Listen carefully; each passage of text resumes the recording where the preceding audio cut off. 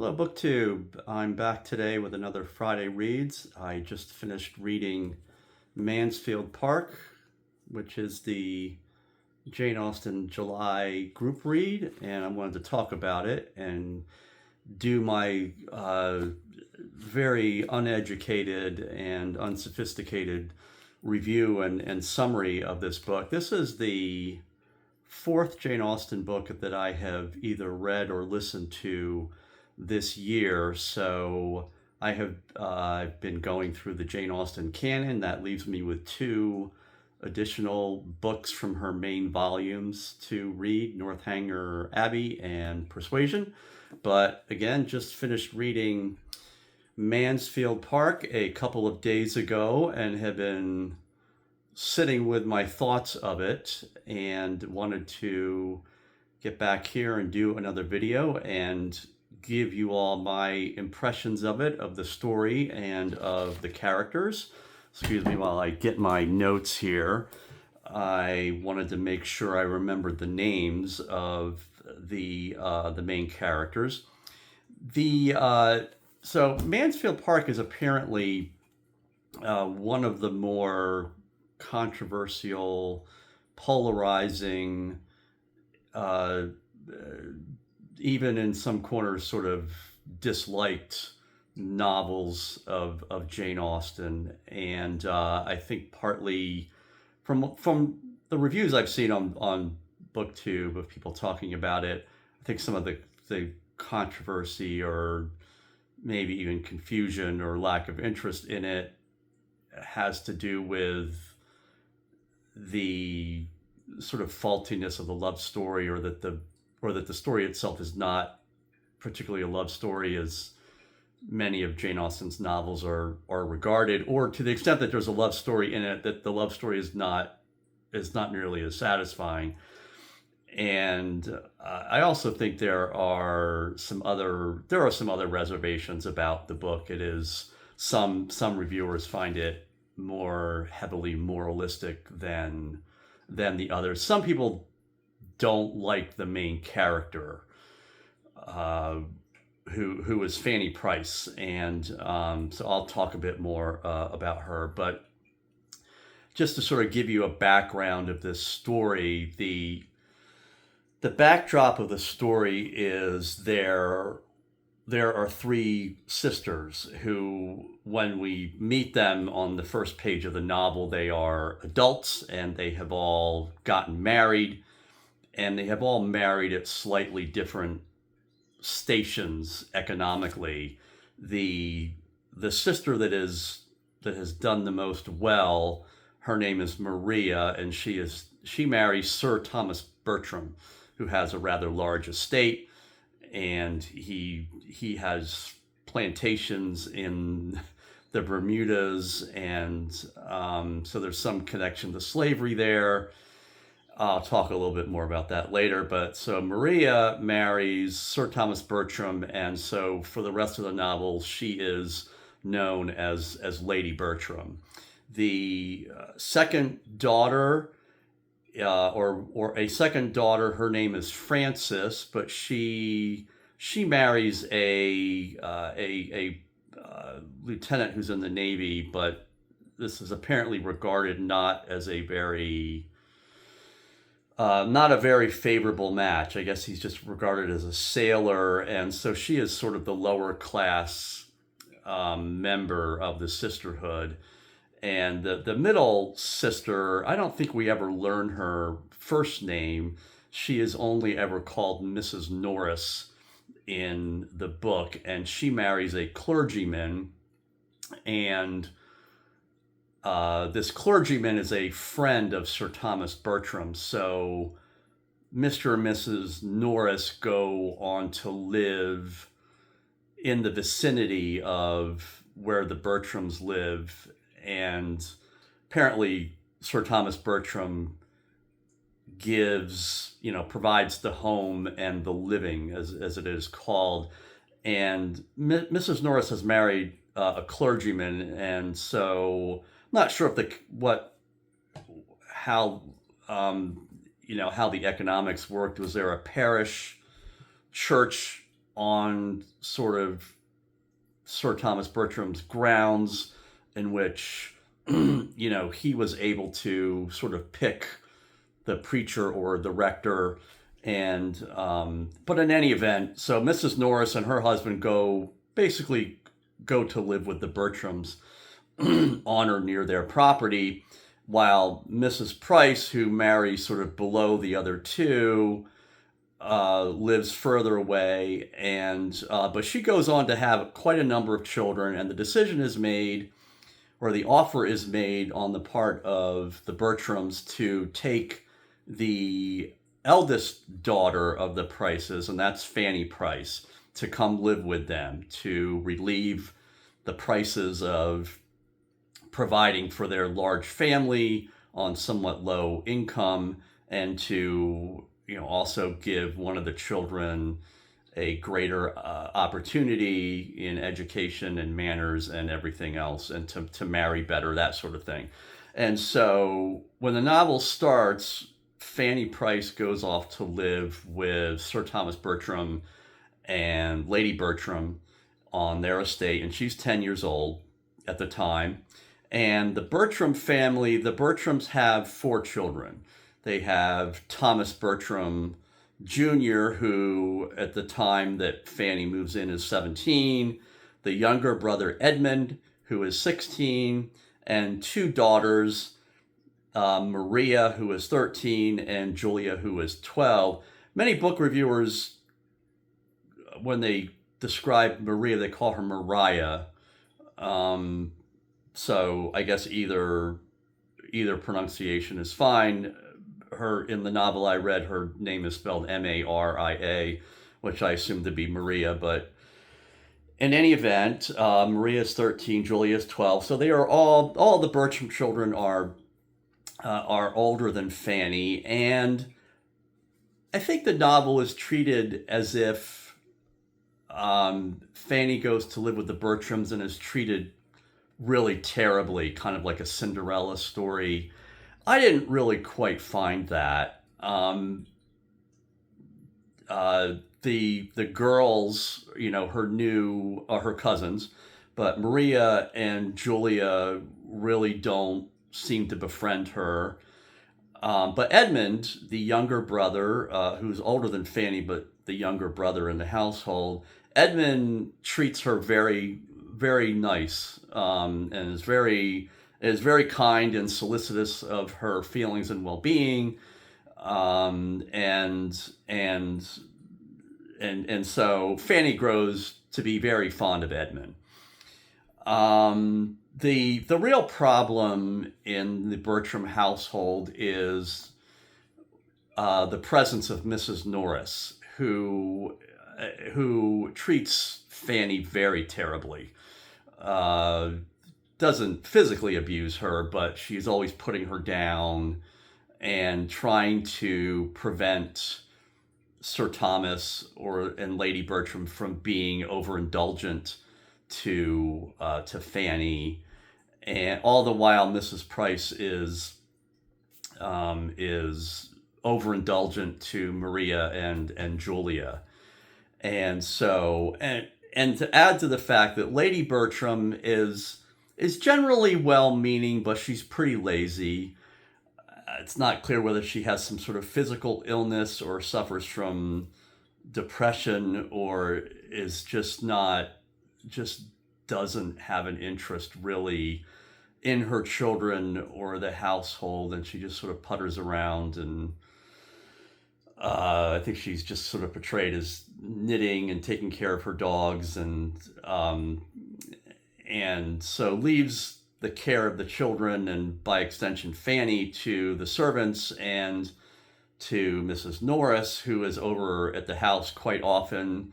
Very early in the novel, Mrs. Norris's husband dies, and so that means that Mrs. Norris is at the Bertram house, all the more, and is sort of doing a lot of the overseeing of the house, while Sir Thomas Bertram is often away on trips. And in the early part of the novel, Sir Thomas goes to take care of business problems in his plantations in the Bermudas, and so he's absent for quite a bit of the novel. So, uh, and Lady Bertram she's generally kind to Fanny, but again, just doesn't really take an interest in the household. Eventually, Lady Bertram will come to rely on Fanny a lot, and so will really value her. But most of it's kind of from her interest in Fanny is far from maternal, or like what a more generous aunt might feel towards her niece. It's more what Fanny can do for her. But I'll talk a little bit more about Lady Bertram later. So when all this happens and Fanny comes to live with the Bertrams, I should say, and I'll put this in the title. This review is going to be full of spoiler alerts. So if you haven't finished reading or haven't started reading Mansfield Park, just beware. I'm going to reveal a lot of the plot lines and the developments of the story. So yeah. So anyway, when Fanny goes to live with the Bertrams, she's 10, and like I said, the older, her cousins were all a little bit older, and but that's just the very first part of the first dozen pages or so of the novel. The novel then skips over more or less the next 8 years or so.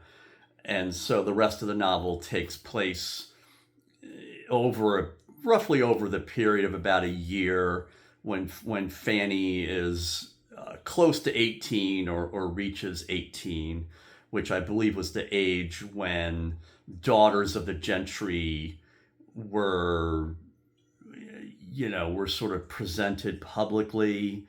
I think the term that was used was they were given their coming out, and balls were held for them, and I think that was when they were sort of, that was sort of an advertisement that the young lady was eligible to be married off. I'm getting some of that wrong, but in any event, most of the novel takes place after some years have intervened, and so we meet Fanny and the rest of the family about some 7 or 8 years later. And by this time, Mrs. Norris has become widowed, and a new husband and wife team have taken over or have come to live in Mrs. Norris's home. They are the Grants, and so I think Mr. Grant is also a clergyman, and so his wife come with him, and that has happened. I think that has happened somewheres in the intervening years. But when Fanny is 18, Mrs. Grant's half or step siblings, Henry and Mary Crawford, come to live with the Grants, and the Crawfords are the kind of the disrupting elements of the story, and they are the most depending on the reviewer, they are the most interesting characters to come on the scene, or the most reprehensible characters, probably both. Mary Crawford is seems a bit, seems pretty materialistic, and is throughout the novels sort of scheming either to advance the interest of her brother Henry, or to try to get Edmund Bertram to change his mind about going into the clergy, to becoming a clergyman, which is not as economically fulfilling or high class as being a lawyer, perhaps, or going into politics. But Edmund wants to be a clergyman. And because Edmund is the younger brother of Sir Thomas Bertram, it means he does not inherit the estate or become the new Sir. He does not become the new Lord of the Bertram Manor. That would fall to the older brother Thomas, and so Edmund needs to find some other way to make a living. And Edmund wants to go into the ministry, and there is some attraction between Mary Crawford and Edmund Bertram, and Mary is like I said, not high on the position or the role of clergyman, and is trying to nudge Edmund to do something else, and not really treating Edmund's aspirations or values or desires very well, I don't think.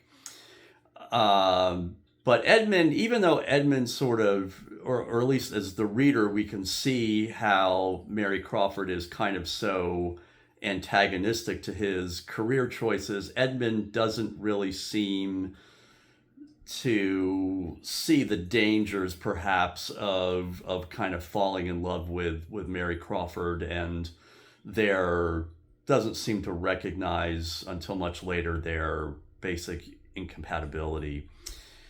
And of course, by the time Fanny reaches 18, she has developed feelings for her cousin Edmund, which is another thing that I think lends some controversy to the novel.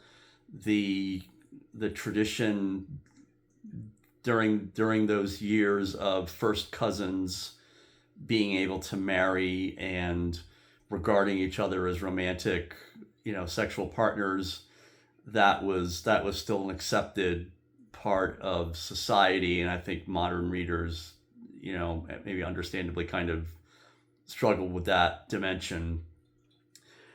But Edmund, I think, for almost every booktuber that I've seen talk about this book and about Edmund does not like Edmund.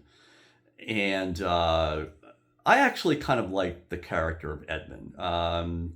He's, to me, he seems to have good morals and a good aspiration to go and be a clergyman. That seems respectable to me. And, that seems like something that, and his character generally is pretty positive. He's very kind and loving to Fanny. He's very solicitous and loving of the family, whereas his older brother Thomas is a bit more of a playboy and a ne'er-do-well. And so he is, of the two brothers, the much more responsible brother. But a lot of booktubers just don't like his character. I think they seem to find him, in a couple places in the novel, he sort of loses his moral backbone, and other booktubers just don't think he's very interesting. But like I said, I sort of had a more positive take on Edmund, but be that as it may, Fanny is sort of jealous of and worried on behalf of Edmund, because Fanny, more than the other Bertram children, is a little more suspicious of the Crawfords, and Henry in particular, who in an early scene kind of displays some rather rakish behavior towards the Bertram young ladies, Maria and Julia. At the time that the Crawfords come into the novel, Mariah Bertram is sort of engaged to a man named Mr. Rushworth, who is apparently pretty well off, but is a bit of a dolt. He's not very interesting, not very bright, and it's pretty clear that Maria does not. Sorry, I bumped the camera here. It seems pretty clear that Maria does not love Mr. Rushworth, but due to the culture and expectations of the time, he is regarded as a good match for her. And so at the time Henry Crawford comes into the novel, Maria is engaged to Mr. Rushworth. But Henry Crawford sort of quickly attracts the attention of the Bertram sisters, and they become very jealous of one another as they sort of compete for his attentions. And so Fanny observes Henry behaving in some rather kind of rakish ways towards Maria in particular, and so she, quite understandably, sort of builds up a distrust of Henry, and eventually, eventually Maria Bertram will marry Mr. Rushworth and sort of go off for the most of the rest of the novel. We don't really see her, and Julia goes off basically to live with the Rushworths, and so we don't really see much more of her for a good portion of the novel either. But about the middle of the novel, while Sir Thomas Bertram is again over in the Bermudas attending to his plantations, the Crawfords and the Bertram children are kind of bored. They don't know what to do. And a friend of the younger Thomas Bertram's comes to stay with them. And so they get this idea of putting on this play. And so for a good portion of the middle novel, there are these plans to put on this play in the home, which is regarded by Fanny and Edmund as being rather scandalous, and the play itself being, for the time, pretty risque. And so Edmund at first doesn't want to have anything to do with the play, and Fanny doesn't want to have anything to do with the play, but the Crawfords and the younger Thomas Bertram and the friend, Mr. Yates, are really pushing that they do this play, and sort of the adults in the household, Mrs. Norris and Lady Bertram, are either disinterested or kind of, in favor of putting on the play. But Edmund sees the putting on of this play as being something that Sir Thomas Bertram would not want to have done in his home. But eventually the other siblings kind of win out and decide to put on this play, which and this is sort of one of the areas of the novel that's a little bit of a harder read to kind of hard to read through it all, to make sense of kind of the moral panic that the novelist kind of puts this performance of the play in. And I think when we get to the end of the novel, we see that there is sort of a rhyme and a reason to the fact that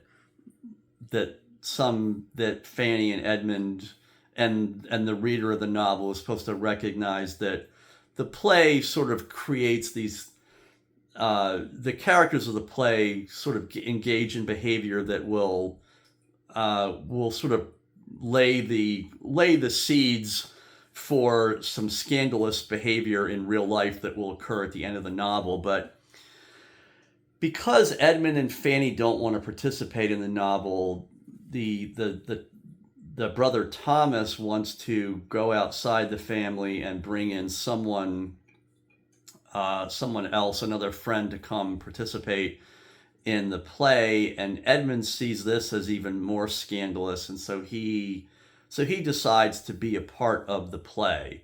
And I think that's why some readers of the novel kind of view Edmund in a, as sort of being, not really having a backbone. But to me, it seemed like Edmund was trying to make the best of what he considered a bad situation. And so he agrees to be a part of the play. And In so doing, he gets brought the character in the play gets brought into uh, plays a role with Mary Crawford and draws those characters more closely together, and it brings the characters of Henry Crawford and Maria Bertram, again, who was engaged.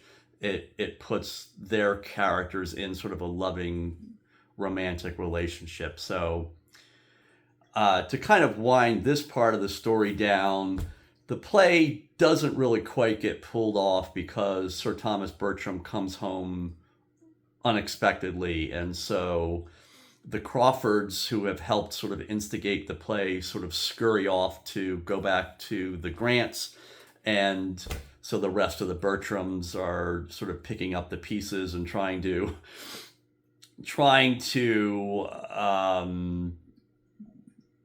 alleviate any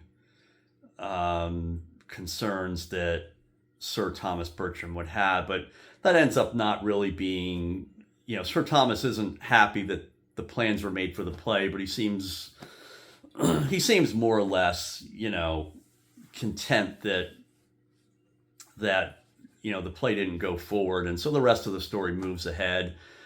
And it's not long after that once the Bertram sisters have moved off the scene, Henry Crawford then takes an interest in Fanny, and that becomes the next part of the novel. And at first it seems like the picture of Henry Crawford is it when he talks to his sister about pursuing Fanny, it's like he's out to break Fanny's heart. He wants to win her love, but doesn't really love her. At least that was my impression. But pretty soon it seems clear that Henry does have a genuine feeling for Fanny, and because the rest of the family has not seen what Fanny has seen in Henry's behavior, they are all in favor of Henry's pursuit of Fanny. And Sir Thomas Bertram in particular is sort of pressing Fanny to accept Henry's courtship and advances and ultimately his proposal of marriage. But Fanny is really in love with her cousin Edmund, and on top of that, she doesn't like Henry, doesn't trust him.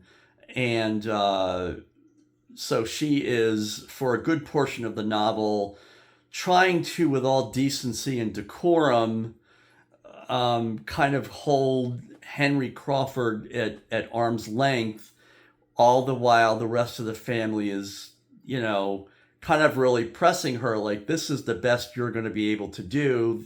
Henry Crawford has property and wealth, and and for Sir Thomas Bertram, he probably thinks his responsibility is to make sure that Fanny gets married. And so this to him seems like an excellent opportunity, but Fanny sort of successfully sort of puts Henry Crawford off, and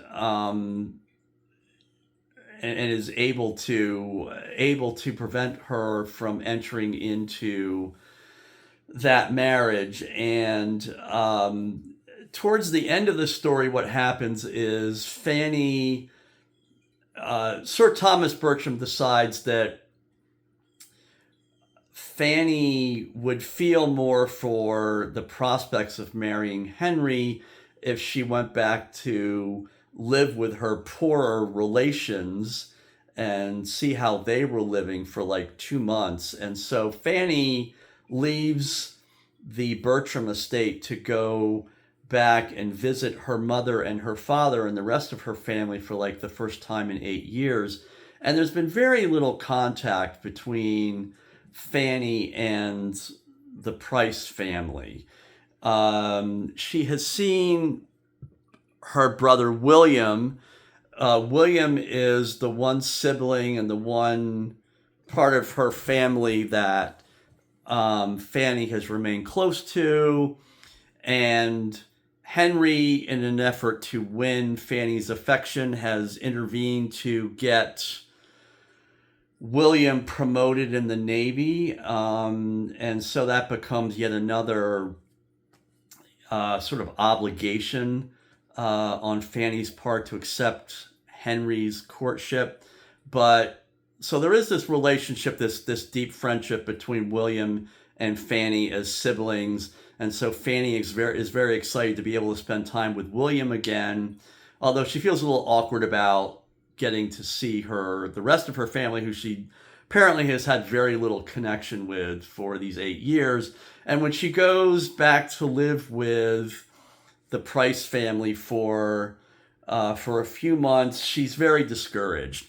Her father, Mr. Price, is a drinker, and he swears, and just sort of the manners of the household are not what Fanny has come to expect from living with the Bertrams, and there's just not really anyone around for her to talk to. But she does have a younger sister, Susan, who, when we meet her, I think is about 14. And so Fanny kind of takes Susan under her wing, and eventually Susan will come back with Fanny to live with the Bertrams. But I mean, it's kind of sad that, I mean, it's not just that she finds sort of her poor relations to be sort of bad-mannered, but neither the father or the mother have much of an interest in Fanny. And Fanny's mother just sort of dotes on the younger children in the family and doesn't pay much attention to Fanny, and the father just seems not at all interested. He just comes home and reads his paper. But Fanny is sort of waiting at the Price home for Sir Thomas Bertram to bring her back. And Henry comes to visit her for a time, and but then goes back to his home and to his other pursuits. And as we get to the end of the story, there is a crisis in the Bertram family where the older brother Thomas has become ill, seemingly through drink and excessive partying, and is on, at the point of near death. And so on the one hand, Lady Bertram would really wants Fanny to come back to sort of take care of her and kind of take care of the family. But Sir Thomas is not able to sort of take care of his wife and then come and oversee the care of Thomas, and come down and get Fanny and bring her home as well. So she has to wait for another month or two before Fanny can go back to the Bertram home. And one of the arc of the novel is that the story starts off where Fanny is very understandably sick at heart to have to leave her original home and the Price family and her mother and father and her brother William to go live with the Bertrams, who she doesn't know. But over the course of the 8 years, she comes to love living at the Bertram estate, comes to love living with the Bertrams, comes to love the members of the family, particularly Sir Thomas and Lady Bertram, and comes to really find a home there with the Bertrams. And I think that's the most affecting part of this novel. It is really less a novel about romance as much as it is about finding home. And I think this novel is somewhat similar in that regard to the other Jane Austen novel, Sense and Sensibility, which I think is very much about finding home as well, where the two The two sisters in Sense and Sensibility, Eleanor and Marianne, are more or less evicted from their home because their half brother's family needs to take possession of it when their father dies. And so they are sort of, they have to find less accommodating, a less accommodating place to live, but that then eventually becomes home to them. And so for Fanny, it's a little bit of a reverse situation that, she goes from kind of rags to riches. She goes from a poorer home to a richer home, but it is a home where she finds meaning and is able to contribute, and she finds value, and she loves the rural setting. And I think that was the part of the novel I really took to. Um, but at the end of the novel, not only is there the sickness of the of Fanny's. Excuse me, I have a cat here that is pestering me for attention. So at the time that her older cousin Thomas gets sort of deathly ill and is brought back home to the Bertram estate, there is this dual scandal that happens. And what happens is Henry Crawford has gone off and renewed relations with the now married Maria Bertram, who is now referred to by her married name as Mrs. Rushworth.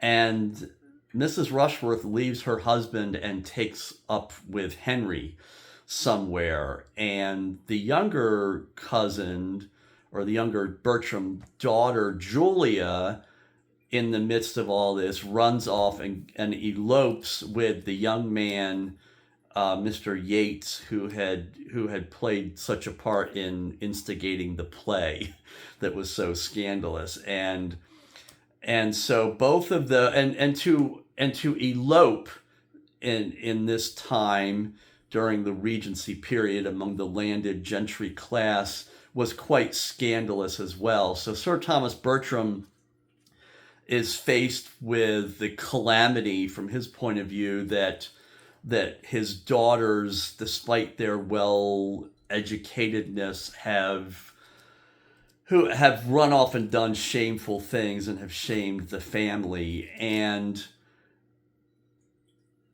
this is actually kind of reminiscent of something that happens in Pride and Prejudice as well. And if you haven't read that novel, I won't spoil any more. And one of the disappointing things about the novel, now that I have sat with it for a couple of days, is that this part of the story is in some ways the much more interesting part of the novel, and it gets relegated to the last 15 to 20 pages. And on top of that, the way the novel treats Maria, Mrs. Rushworth, and the divorce that is granted to her husband because of her adultery with Henry Crawford, the Bertram family basically disowns her. In today's terms, we might say that she was, that they canceled her, that Maria becomes forever estranged and disfellowshipped from the family. And the novel, just because it ends at that point, doesn't engage with the repercussions of that. Like, is that really is that really good for everyone involved, that Maria be abandoned by the family? But the novel never really engages with that. It ends with Maria being shipped off to some other country to actually live with Mrs. Norris, who is a pretty reprehensible character throughout the book. And so there's really no redemption for either of those two characters. And so the book just doesn't grapple with the cause of Maria. Although there is sort of one slight exception to that. At the end of the novel, the character of Sir Thomas Bertram is sort of grappling with his failures of education in raising his daughters, and he comes to sort of recognize that his own severity towards his daughters, combined with his wife's kind of indulgence of his daughters, sort of prevented his really knowing what his daughters were feeling and what they wanted. And so he sort of recognizes that it was a fault of his to have allowed Maria to marry Mr. Rushworth in the first place. And so he sort of recognizes his failure there. But again, the novel has come to an end, so we don't see any reconciliation there or any redemption or further thought of the family of how to treat Maria. Julia, on the other hand, is eventually welcomed back into the family. She marries Mr. Yates. Sir Thomas Bertram recognizes that, okay, this character is not really what he would have had Julia marry, but he's at least, the Mr. Yates character is at least someone who Sir Thomas Bertram can work with and sort of build up and kind of teach responsibility to. And so, and Julia is sort of presented as a bit of a stronger moral character than Maria, and so she is eventually brought back into the family. And eventually there is a clash between Edmund and Mary Crawford, where Edmund recognizes the unsuitableness of Mary Crawford, and so disengages from her, and so eventually at the very end of the novel, he recognizes the value and the love that he has for his cousin Fanny, and so they become married, and Fanny goes to live with Edmund in his parish domain, his rectory of the church that he inhabits in a nearby town. And then very shortly thereafter, the Grants leave the parish home that's on the Bertram estate, and so Edmund and Fanny are able to come back and occupy the parish church that's nearer to the Bertram estate, and that's where Edmund and Fanny will live in the company of the Bertrams and be able to take care of the elder Bertrams, and that's where Fanny sort of finds her home at last. So it's a novel that's much less about romance and really about the journey towards home and finding home and the love of home and family. And this video, which I thought would be perhaps 15 minutes, has gone on to a whopping 43 minutes. So I apologize for that. I hope if you have stuck around this long that this video, this summary of Mansfield Park, has benefited you. And I've been reading a few other books. I have been listening to on audiobook the first volume of The Life of Thomas Jefferson by Dumas Malone. And on the reading front, I finished reading the second book in the Dune series called Dune Messiah, and started reading the third volume called Children of Dune. I'll talk more about the Dune books a little bit later in another video. And I've been reading a biography of John Wesley, which is a biography I've read. This is at least my third reading of this biography, possibly my fourth. I like it a lot. I'm not a Methodist, but I do have spiritually I have sort of Wesleyan background and foundations, and I just really like this biography, and so I have read it, several times in the last couple of years, and I'll talk more about that book later too. And I've got a few other reads going on, but the purpose of this video was to, again, just talk about Jane Austen's Mansfield Park. the group read for Jane Austen July. So thank you for sticking around and watching this video, and I will catch up with all of you again soon. Thanks. Happy Friday, and I hope you have a great weekend. Bye-bye.